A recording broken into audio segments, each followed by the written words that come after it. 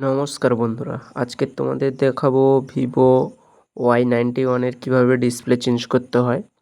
ঠিক আছে বন্ধুরা, প্রথমে আমরা সিম ট্রেটি খুলে নেব। সিম ট্রেটি খুলে নেওয়ার পর আমরা ওপেনার দিয়ে ফোনটা খুলতে থাকব। ঠিক আছে বন্ধুরা, আমরা ফোনটা খুলে নিলাম। খুলে নেওয়ার পর স্ক্রুগুলো খুলে নেব। স্ক্রুগুলো খোলা হয়ে গেলে ব্যাটারি কানেকশান তুলে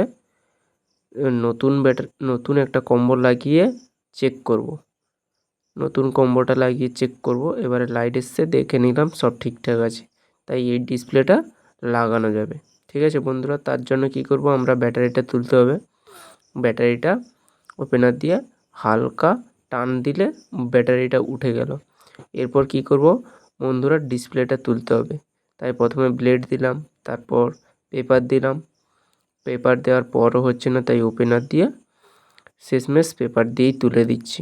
ঠিক আছে বন্ধুরা, এরপর তোলা হয়ে গেল ডিসপ্লেটা। তারপর ভালো করে ওয়াশ করব বন্ধুরা, সুন্দর করে, যাতে ভালো করে ওয়াশ করা যায়। সুন্দর করে ওয়াশ করার পর ব্রাশ দিয়ে ওয়াশ করে নিলাম।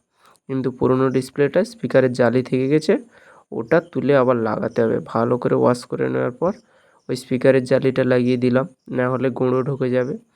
তারপর কি করব, সব সাইডে আর সুন্দর করে আস্তে আস্তে আঠা লাগিয়ে দেবো। আঠা যাতে নিচে না পড়ে তার দিকে লক্ষ্য রেখে সুন্দর করে আঠা লাগাবো।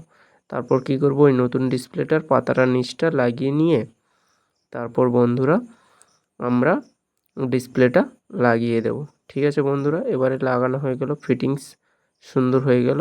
এইবার কি করব, ডিসপ্লের কানেক্টর মাদারবোর্ডের সঙ্গে লাগিয়ে ব্যাটারিটা লাগিয়ে দিলাম।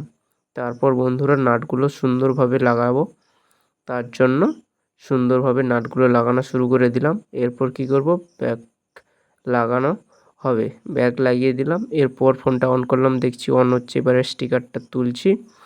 স্টিকারটা তোলার পর এইবার দেখব যে ফোনটা অন হয়ে গেল।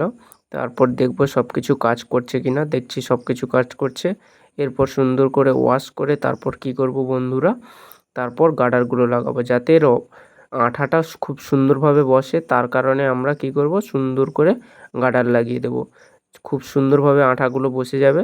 তারপর ঠিক আছে, তারপর 2 ঘন্টা পর আমরা যদি ভালো মতো ব্যবহার করতে পারবো। ঠিক আছে বন্ধুরা।